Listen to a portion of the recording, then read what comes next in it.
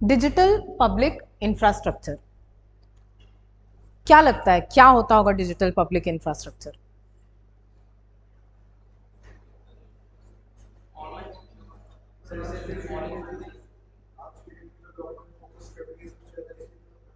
हम्म हम्म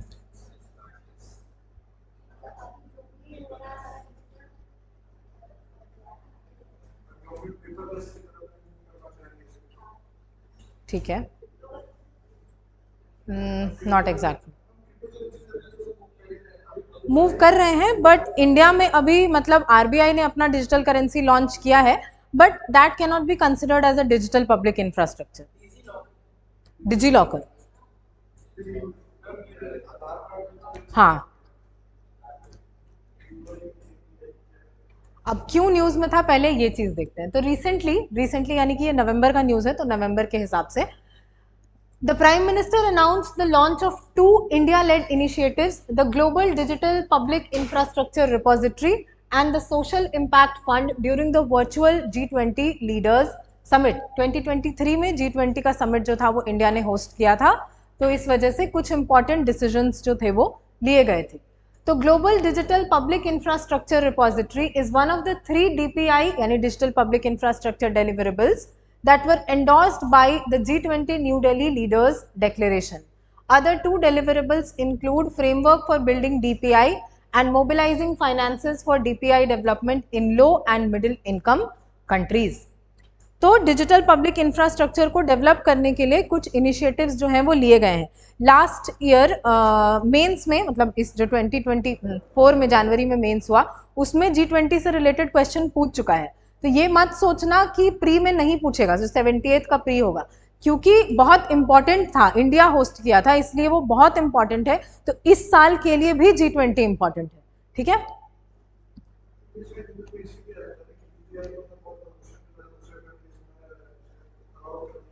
हाँ, बहुत सारी कंट्रीज हैं जहां पर कि यूपीआई को अभी एक्सेप्ट किया जाने लगा है। तो क्या है ये global digital public infrastructure repository? It is created by the ministry of electronics and information technology. It is a comprehensive resource hub pooling essential lessons and expertise from G20 members and guest nations। जो primary aim है इसका वो ये है कि bridge the knowledge gap in the choices and methodologies required for the design, construction and deployment and governance of DPIs। तो ये हम DPI क्या है वो भी समझाएंगे, बट ये global digital public infrastructure repository क्या है, वो एक तरीके का रिपोजिटरी समझते हो ना क्या होता है, एक कलेक्शन ऑफ चीजें, ठीक है। तो एक कलेक्शन होगा चीजों का, मतलब जो डिजिटल जितना भी डिजिटल पब्लिक इंफ्रास्ट्रक्चर है, कि उसमें उसको डेवलप करने में क्या क्या गलतियां हुई, कैसे क्या क्या मेथोडोलॉजीज यूज की गई। जैसे यूपीआई जो है वो एक मॉडल की तरह हम दिखा सकते हैं बाकी कंट्रीज में। आज जब बहुत सारी कंट्रीज जो हैं वो स्ट्रगल करें, इवन यूएस में भी अभी तक ऐसा कोई सिस्टम नहीं डेवलप हो पाया है जिस तरीके का यूपीआई है। और ये नहीं कि सिर्फ जैसे बैंक ट्रांसफर जो होता है उसके लिए तुमको बैंक जाना पड़ता है, हर एक इंसान के बस की बात नहीं होती है, बट आज रिक्शा वाला से लेकर के सब्जी वाला से लेकर के जो हाई ऑफिशियल है, सब के सब जो है वो यूपीआई को यूज कर रहे हैं, and that demonstrates the level of success that UPI has achieve. और ये इंडिया का एक बहुत बड़ा स्ट्रेंथ की तरह जो है उसको हम प्रेजेंट कर रहे हैं। साथ साथ में हमने जो ये कौन कोविन ऐप था ना, कोविड के टाइम पे जो हमने यूज किया था कोविन ऐप, जिससे हमारा वैक्सीनेशन का जो प्रोसेस था वो इतना स्ट्रीमलाइन हो गया था। तो इस सब मामले में इंडिया जो है वो लीड कर रहा है। The GDPIR showcases the information in a standardized format from countries and organizations that have developed DPIs at scale, incorporating elements such as maturity scales, source codes, and governance frameworks. Currently, GDPIR features 54 DPIs from 16 countries. हो सकता है जब तक तुम्हारा exam आए तब तक ये बढ़ जाए, तो अपडेट कर लेना। The DPIs from India that have been incorporated include Aadhaar, UPI, DigiLocker, Umang, eSanjeevani, API Setu, Cowin, Government e-Marketplace, Diksha, e-Hospital, पोषण tracker and Ayushman Bharat digital mission. इतने सारे जो डिजिटल इनिशिएटिव्स हैं उनको इंक्लूड किया गया है। तो अब आधार क्या है पता है, यूपीआई क्या है पता है, डिजी लॉकर क्या है पता है, जो डॉक्यूमेंट स्टोर करने के लिए एक तरीके का डिजिटल लॉकर है। उमंग जो है वो सर्विसेज प्रोवाइड करने के लिए, उमंग ऐप अगर देखोगे कभी डाउनलोड करके, यूज करो या ना करो बट डाउनलोड करके एक बार देखना जरूर। किसी भी सर्विस को अगर तुमको एक्सेस करना है, जैसे मान लो ड्राइविंग लाइसेंस बनवाना हो या वोटर कार्ड बनवाना हो, तो वो सारी चीजें जो है वो ऑप्शंस यहाँ पर अवेलेबल होते हैं। ई संजीवनी जो है वो मेडिसिन से रिलेटेड है। एपीआई सेतु जो है वो इंफ्रास्ट्रक्चर से रिलेटेड होता है, जो फार्मास्यूटिकल चीजें होती है ना उससे रिलेटेड। कोविन पता है क्या है, गवर्नमेंट ई मार्केट प्लेस, जहां पर कि जो गवर्नमेंट ऑफिसेज होती हैं उनके लिए जो चीजें यूज होती हैं, जैसे एसी हो गया, अब हाँ एक तरीके का कैंटीन बोल सकते हैं गवर्नमेंट के ऑफिसेज के लिए। दीक्षा ये है,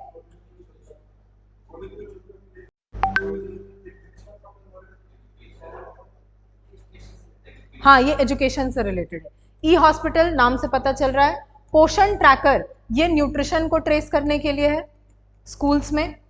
और आयुष्मान भारत डिजिटल मिशन, कि हर एक इंसान को एक डिजिटल हेल्थ आईडी कार्ड दिया जाएगा जिसमें कि उसका पूरा रिकॉर्ड रहेगा, हेल्थ का रिकॉर्ड्स, कि तुम कौन से हॉस्पिटल में तुमने ट्रीटमेंट कराया, कितने दिन तक तुम्हारा ट्रीटमेंट चला, तुम्हारे क्या रिपोर्ट्स थे, क्या कोई बीमारी है नहीं है, ये सारी चीजें जो हैं वो बस तुम्हारा एक जो आईडी कार्ड का नंबर है उसको एंटर करने की जरूरत है और उससे तुम्हारा पूरा हेल्थ का जो रिकॉर्ड है वो किसी भी जगह पे आ जाएगा। ठीक है,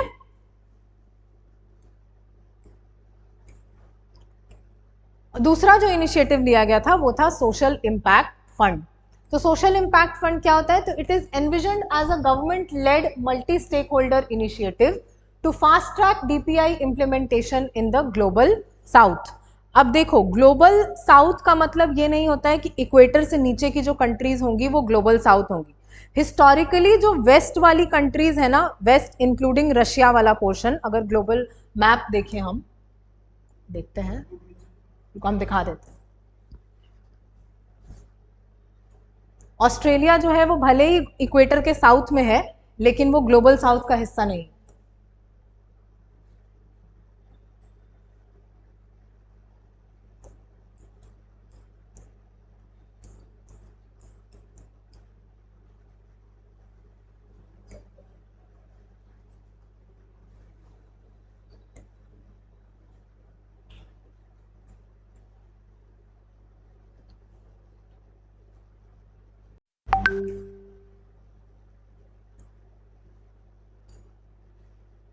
जो ऑरेंज कलर से कंट्रीज दिखाई गई हैं वो ग्लोबल साउथ है और जो येलो कलर से कंट्रीज दिखाई गई हैं वो ग्लोबल नॉर्थ है। तो हिस्टोरिकली जो जो कंट्रीज ज्यादा डेवलप्ड रही हैं वो ग्लोबल नॉर्थ का हिस्सा माना जाता है और जो कंट्रीज कम डेवलप्ड रही हैं या अंडर डेवलप्ड रही हैं वो ग्लोबल साउथ का हिस्सा माना जाता है। ठीक है, तो ये जो सोशल इम्पैक्ट फंड है वो इसी पर्पस के लिए है कि ग्लोबल साउथ में जो डीपीआई का इम्प्लीमेंटेशन है उसको ज़्यादा फास्ट ट्रैक कर दिया जाए। इस फंड को यूज करके डिजिटल पब्लिक इंफ्रास्ट्रक्चर को डेवलप किया जाएगा जितनी भी ग्लोबल साउथ की कंट्रीज हैं उन सब में। This fund will offer financial support to provide upstream technical and non technical assistance to countries in developing the DPI systems. It offers a platform for all relevant stakeholders, including other governments, international organizations, and philanthropic entities, to contribute to this fund and help accelerate the achievement of sustainable development goals in the low and middle income countries. India has pledged an initial commitment of $25 million. ये याद रखना कि social impact fund में जो India का initial contribution है, initial contribution, life time contribution नहीं है, ये इनिशियली हमने $25 मिलियन का जो फंड है वो ऑफर किया है। अब समझते हैं कि ये डीपीआई जो है वो एग्जैक्टली है क्या। तो डीपीआई रेफर्स टू ब्लॉक्स और platforms such as digital identification, payment infrastructure and data exchange solutions that help countries to deliver essential services to their people, empowering citizens and improving lives by enabling digital inclusion. कि ऐसा कोई भी चीज, कोई भी platform, कोई भी block जो कि इनेबल करता है एक्सचेंजेस, चाहे वो मनी एक्सचेंज हो या इंफॉर्मेशन एक्सचेंज हो या फिर डिजिटल आइडेंटिफिकेशन, जैसे कि आधार, वो डिजिटली हम लोग को आइडेंटिफाई करने में हेल्प करता है। यूपीआई वो एक पेमेंट इंफ्रास्ट्रक्चर है, प्लस डेटा एक्सचेंज सॉल्यूशंस जो कि कंट्रीज को हेल्प कर सकता है एसेंशियल सर्विसेज को डिलीवर करने में। जैसे कि यूपीआई की हेल्प से या आधार की हेल्प से जो डायरेक्ट बेनिफिट ट्रांसफर है उसमें बहुत ज्यादा हेल्प मिला है। एक चीज सुने हो कभी, जैम ट्रिनिटी? क्या होता है जैम ट्रिनिटी? जन धन योजना, आधार, मोबाइल। जनधन योजना के तहत हर एक इंसान का अकाउंट खुलवाया गया था, लगभग ऑलमोस्ट हर एक इंसान को फाइनेंशियली इंक्लूड कर लिया गया, जीरो बैलेंस अकाउंट्स भी उनका खुलवा दिया गया था। उसके बाद उसको आधार से लिंक किया गया एंड अल्टीमेटली मोबाइल्स। और ये इंडिया का एक बहुत ही सक्सेसफुल इनिशिएटिव है कि एक टाइम था जब तक ये जनधन योजना नहीं आया था, उसके पहले एक significant chunk of the population जो था वो फाइनेंशियली इंक्लूडेड नहीं था। अब जैसे देखो, रोड पे जो इंसान सब्जी बेच रहा है वो कभी भी अपना बैंक अकाउंट तो नहीं खोलता होगा, बट आज उसके पास भी एक बैंक अकाउंट है, तभी तो यूपीआई के थ्रू तुम उसको पेमेंट कर पा रहे हो ना। मतलब कहीं ना कहीं गवर्नमेंट के पास इन सब चीज का एक डेटा जा रहा है।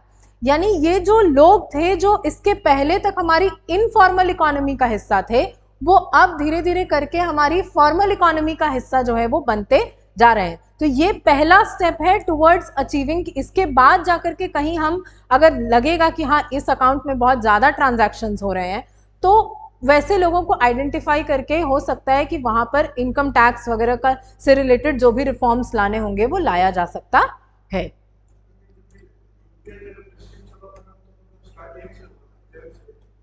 हाँ,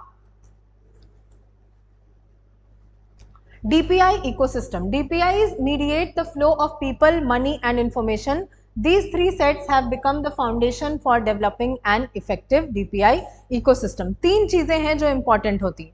पहला, flow of people through digital ID system, यानी डिजिटल आइडेंटिफिकेशन जिसमें हमारा आ जाएगा आधार। दूसरा है flow of money through real time fast payment system, UPI, कि तुमको वेट करना नहीं पड़ेगा कि आज चेक डिपॉजिट किए तो 3 दिन के बाद वो बैलेंस जो है वो मेरे अकाउंट में शो करेगा। You send the money and the money is instantly received. तीसरा है flow of personal information through a consent based data sharing system to actualize the benefits of the DPIs and to empower the citizen with a real ability to control data। जितनी भी चीजें हैं ना, जैसे Ayushman Bharat digital mission हो गया, जिसमें तुम कंसेंट देते हो तब जाकर के तुम्हारा जो डेटा है वो उसमें स्टोर किया जाता है। जैसे कोविन का अगर एग्जाम्पल याद होगा तो कोविन पे तो सब रजिस्टर किए ही होंगे उसमें पूछता था कि आपका कंसेंट है कि नहीं है कि आपका डेटा जो है वो शेयर किया जाए। भले ही कंसेंट जो था वो मैंडेटरी था, लेकिन फिर भी। अब डिजिटल पब्लिक इंफ्रास्ट्रक्चर को समझने के लिए डिजिटल पब्लिक और इंफ्रास्ट्रक्चर को समझते हैं। तो डिजिटल मतलब enables remote paperless presence, presenceless service delivery, कि ना सिर्फ पेपरलेस बल्कि वहां पे किसी को प्रेजेंट होना भी जरूरी नहीं है। Reducing cost and increasing access और डिजिटल रेल रोड्स। दूसरा है public, public governance and accountability to people for public interest और गवर्नमेंट ऑर्केस्ट्रेशन, कि इसमें गवर्नमेंट इन्वॉल्व होती है, किसी प्राइवेट ऑर्गेनाइजेशन का ये इनिशिएटिव नहीं है बल्कि पब्लिक इनिशिएटिव है ये, जो कि पब्लिक इंटरेस्ट में काम करता है। और इंफ्रास्ट्रक्चर यानी कि enabler for national scale innovation, ecosystem led implementation और इकोसिस्टम लेड इम्पैक्ट। इकोसिस्टम यानी कि पूरा का हर जगह इसको इम्प्लीमेंट किया जाएगा। ऐसा नहीं है कि कहीं एक जगह पे इसको इम्प्लीमेंट किया गया बाकी जगहों पे नहीं। अगर ये यहाँ काम कर रहा है तो ये दूसरी जगह पर भी काम करेगा और इसका जो इम्पैक्ट होगा वो भी लार्ज लेवल पे होगा। अब पहला है India stack. It is a set of APIs, application programming interfaces, that allows governments, businesses, startups and developers to utilize a unique digital infrastructure to solve India's hard problems towards presence-less, paperless and cashless service delivery. अब application programming interface जो होता है वो एक तरीके का software कह सकते हो उसको, कि अगर तुमको कोई जैसे यूपीआई है तो उसका एक एपीआई होगा, उसको कैसे डेवलप किया गया उसका पूरा इंटरफेस होगा जिसको यूज करके बाकी ऐसे और इंटरफेसेस को डेवलप किया जा सकता है। तो और कैसे हम अपने हार्ड प्रॉब्लम्स को सॉल्व करने के लिए, ताकि उसको सॉल्व करके उसको प्रेजेंसलेस, पेपरलेस और कैशलेस सर्विस डिलीवरी बना सके, ये इंडिया स्टैक में ये सारी चीजों को स्टोर किया जाता है। India, through the India Stack, became the first country to develop all 3 foundational DPIs, जैसे कि डिजिटल आइडेंटिटी के लिए आधार, रियल टाइम फास्ट पेमेंट के लिए यूपीआई और account aggregator built on the data empowerment protection architecture. DEPA creates digital framework that allows users to share their data on their own terms through a third party entity known as consent managers. इसका जो concept है consent managers का, ये digital personal data protection act जो है उसमें भी आया है. 2023 में ये एक्ट पास किया गया है, या आई गेस 2022 के ही एंड में किया गया था. और ये एक्ट अगर हम इंडिया का डिजिटल डेवलपमेंट देखें तो उसमें बहुत सिग्निफिकेंट डेवलपमेंट है. कंसेंट का क्या सिस्टम है, जैसे देखो अब इंडिया में कंसेंट उतना इंपॉर्टेंट नहीं माना जाता है. तुम जाओ किसी दुकान में, तुमको बोलेगा कि अपना नंबर शेयर कर दीजिए, तो हम लोग नंबर शेयर कर देते हैं, है ना. बट हर जगह ये चीज़ नहीं होता है. तुम एक लॉटरी के लिए अपना नंबर, तुम आज देखो कि तुम्हारा अगर तुम कुछ सर्च कर रहे हो उससे रिलेटेड, उसके बाद तुमको एड्स दिखाया जाने लगता है, तो क्या तुम्हारा कंसेंट लिया गया इस चीज़ के लिए कि हम इस चीज़ के लिए साइन अप कर रहे हैं या नहीं कर रहे हैं. तुम मेल्स देखो कितने सारे आते हैं, उसके बाद तुमको सडनली रियलाइज होता है कि ऐसा तो किसी चीज़ के लिए हम कभी साइन अप ही नहीं किए थे. तो कंसेंट बहुत ज़्यादा इंपॉर्टेंट होता है, जिसको मैनेज करने के लिए कंसेंट मैनेजर्स को बनाया गया है. ठीक है. Pillars of India's DPI ecosystem. पहला है Aadhaar. Aadhaar is a strategic policy tool for social and financial inclusion, public sector delivery reforms, managing fiscal budgets, increasing convenience and promoting hassle-free people-centric governance. Aadhaar holders can voluntarily use their Aadhaar data for their private sector purposes, and private sector entities need to seek special permission for such usage. कि हम अगर चाहें तो अपने private purposes के लिए भी आधार को यूज कर सकते हैं, लेकिन अगर कोई private sector entity हमारे आधार डेटा को यूज करना चाहती है तो उसके लिए उसको स्पेशल परमिशन लेना पड़ेगा. फॉर एग्जाम्पल, अगर फेसबुक या मेटा हमारे आधार डेटा को यूज करना चाहती है तो उसके लिए एक स्पेशल परमिशन जो है वो लेना पड़ेगा. नेक्स्ट है डिजी यात्रा. हर जगह भी ये इंप्लीमेंट नहीं हुआ है डिजी यात्रा, कुछ एयरपोर्ट्स पे अभी इसको इंप्लीमेंट किया गया है. तो डिजी यात्रा is a biometric enabled seamless travel experience based on facial recognition system, कि तुम्हारे तुमको अपना वो पासपोर्ट और वो सारी चीज़ें दिखाने की ज़रूरत नहीं पड़ेगी. तुम खड़े हो जाओ इस फेशियल रिकॉग्निशन सिस्टम के सामने एयरपोर्ट्स पे, वो आइडेंटिफाई कर लेगा कि तुम्हारा क्या क्या तुम्हारा आइटिनरी है और उसके हिसाब से तुमको एंट्री दे दिया जाएगा. It envisages that travellers pass through various check points at the airport through paperless and contactless processing using facial features to establish their identity which is linked to the boarding pass. Delhi में ये चीज implement कर दी गई है. Next है DigiLocker. तो DigiLocker has 150 million users, 6 billion stored documents and done with a tiny budget of ₹50 crores over 7 years. The users can store their documents such as insurance, medical reports, PAN cards, passport, marriage certificates, school certificates and other documents in the digital format. कि अगर कभी मेरा ये documents खो भी जाता है तब भी कोई टेंशन लेने की बात नहीं है, क्योंकि वो सारा डिजिटली स्टोर्ड है. एक तरीके का ड्राइव है, ये क्लाउड प्लेटफॉर्म है जिसपे कि हम सब कुछ अपना स्टोर कर सकते हैं. नेक्स्ट है यूपीआई. तो यूपीआई या unified payments interface has crossed 8 billion transactions per month and transacts a value of 180 billion US dollars in a month. तो इमेजिन भी नहीं कर सकते, मतलब यूपीआई के पहले अगर कोई बोलता कि बैंक्स में इस लेवल का ट्रांजैक्शन हो रहा है तो it was not possible to imagine.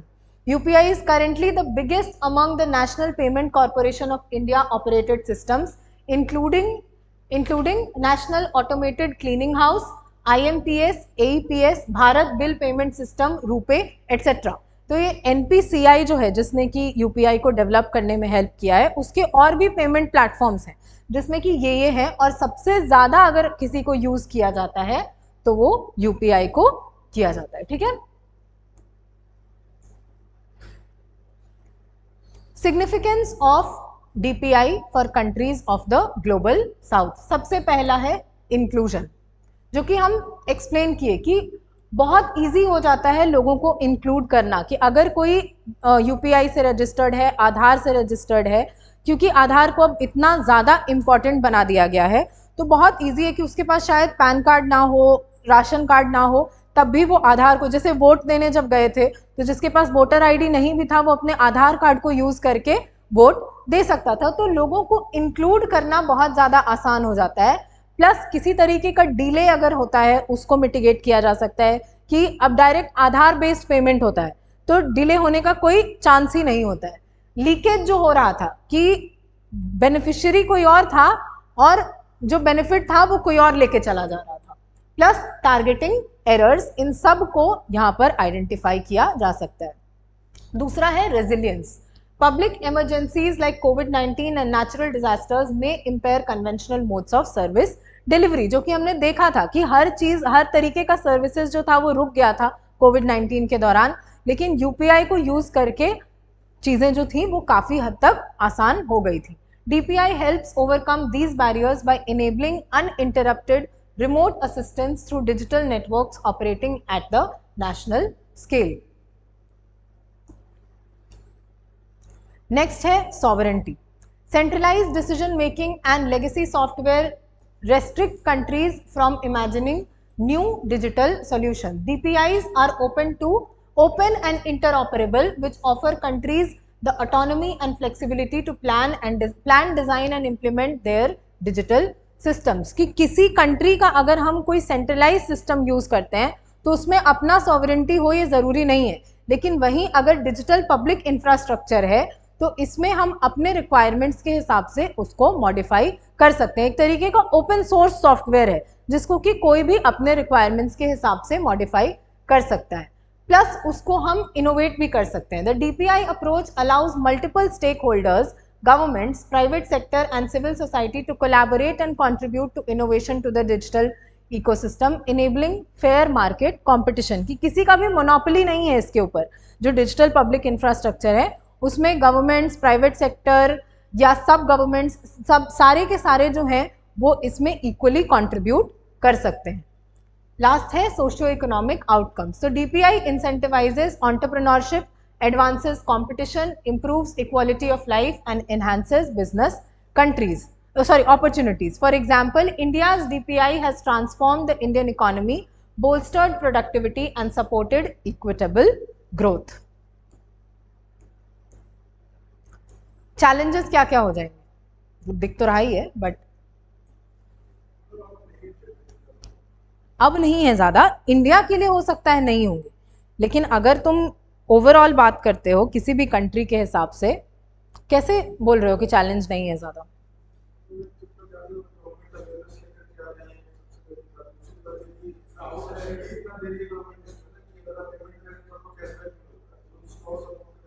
हाँ, ये चीज़ तो है कि यूज़ करने के लिए फ्रॉड्स के चांसेस उतने नहीं है।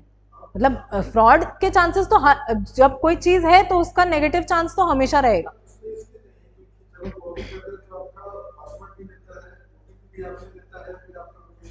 हाँ, 2 फैक्टर ऑथेंटिकेशन जो होता है। इंफ्रास्ट्रक्चर नहीं है। तुम अगर कहीं जाओगे UPI पेमेंट करने के लिए और तुम्हारे पास इंटरनेट कनेक्टिविटी नहीं रहेगा उस एरिया में, तो कैसे करोगे? जियो के आने के बाद है बहुत सारा ऐसा जगह है जहाँ पे नेटवर्क नहीं आता है। सोफा वाले रूम में ही नहीं आता है यार। हाँ, अब लॉन्च हुआ है जिसमें ऑफलाइन पेमेंट कर सकते हैं, इवन वो छोटा वाला जो फोन होता है कीपैड फोन, उससे भी कर सकते हैं। इन मेनी रीजन, पहला है lack of access to infrastructure. In many region, specially rural and remote areas, there is inadequate or no access to reliable internet connectivity and digital infrastructure. Limited access to electricity and the absence of necessary digital hardware like computers and smartphones further exacerbate the problem. Internet भी ले आओगे तुम, बिना internet connectivity के भी payment कर लोगे, लेकिन बिजली नहीं रहेगा तो फोन चार्ज कैसे करोगे? सोलर के लिए भी सोलर पैनल चाहिए ना।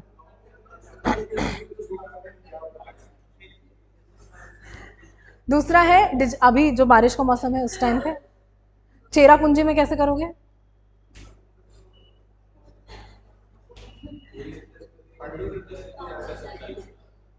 पावर बैंक को भी चार्ज करना पड़ता है।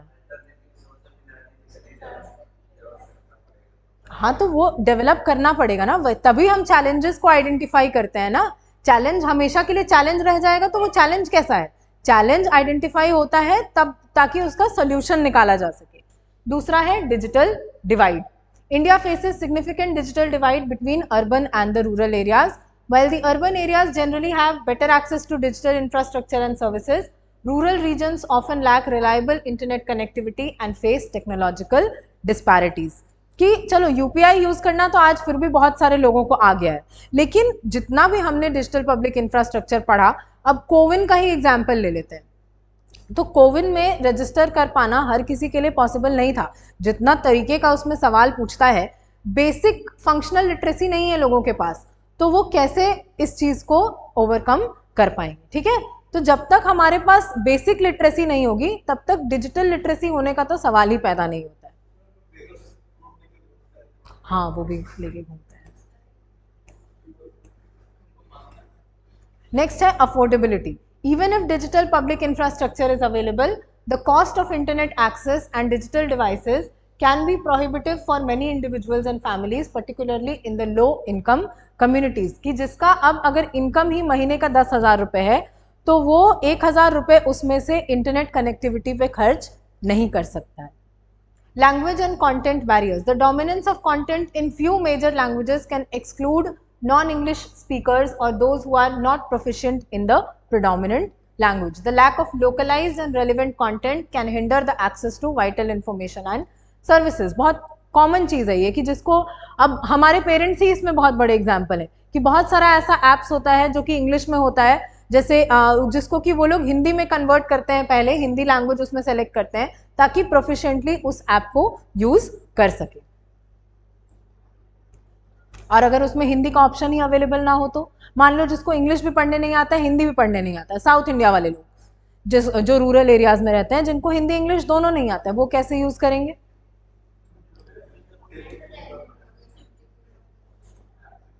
नहीं, ऐसा नहीं है कि सबको सबको इंग्लिश आता है वहां।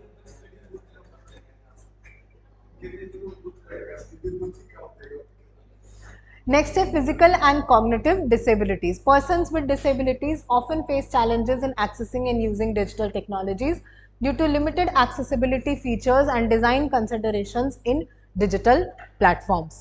अभी शायद 2 या 3 महीने पहले एक लड़की आई थी यहाँ पर जिसको दिखाई नहीं देता था।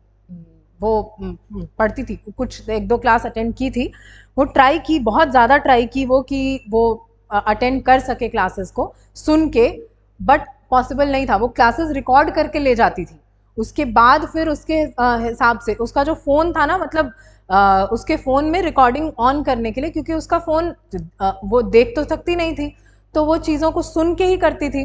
तो अब हम लोगों के लिए पॉसिबल नहीं हो पा रहा था कि उसके फ़ोन को हम लोग ऑपरेट कैसे करें, क्योंकि वो इतना ज़्यादा कॉम्प्लिकेटेड लग रहा था। इतना ऑब्वियसली मुश्किल होता है उन लोगों के लिए जो देख नहीं सकते हैं, सुन नहीं सकते हैं, उनके लिए मुश्किल तो होगा ही ना। नेक्स्ट, लास्ट है privacy and security concerns. Fear of privacy breaches and data security issues can deter individuals from embracing digital technologies, especially when it comes to sensitive personal information. कि इतना ज़्यादा डेटा लीक और ये सारी चीज़ों के बारे में हम सुन लेते हैं कि उसके बाद अपना पर्सनल इंफॉर्मेशन शेयर कर पाना शायद इतना आसान, जैसे for example Ayushman Bharat digital mission जो है, उसमें मान लो कि तुमको रजिस्टर करना है, उसमें तुमसे पूछेगा कि क्या क्या चीज़ें जो हैं वो अपना मेडिकल रिपोर्ट्स जो हैं वो सबमिट करिए या जो भी चीज़ें, तो बाद में जाकर के हो सकता है कि अगर तुम हॉस्पिटल से उसको लिंक करो तो तुम्हारे हिसाब से उसको वो डिजिटली उसमें सब कुछ अपडेट हो जाएगा। बट स्टार्टिंग में अगर हम उसमें इंफॉर्मेशन एंटर कर रहे हैं, तो ऐसा कोई सेंसिटिव इंफॉर्मेशन अगर है जो हम दुनिया को नहीं बताना चाहते हैं, और इस बात का और खतरा है कि आधार डेटा के भी लीक होने के कई बार न्यूज़ आए हैं, है ना, तो ये एक बहुत बड़ा कंसर्न है जिसको कि गवर्नमेंट को मिटिगेट करने की ज़रूरत है। ठीक है, आई डोंट थिंक इसके आगे कुछ होगा। ठीक है, समझ आ गया डिजिटल पब्लिक इंफ्रास्ट्रक्चर? चलो।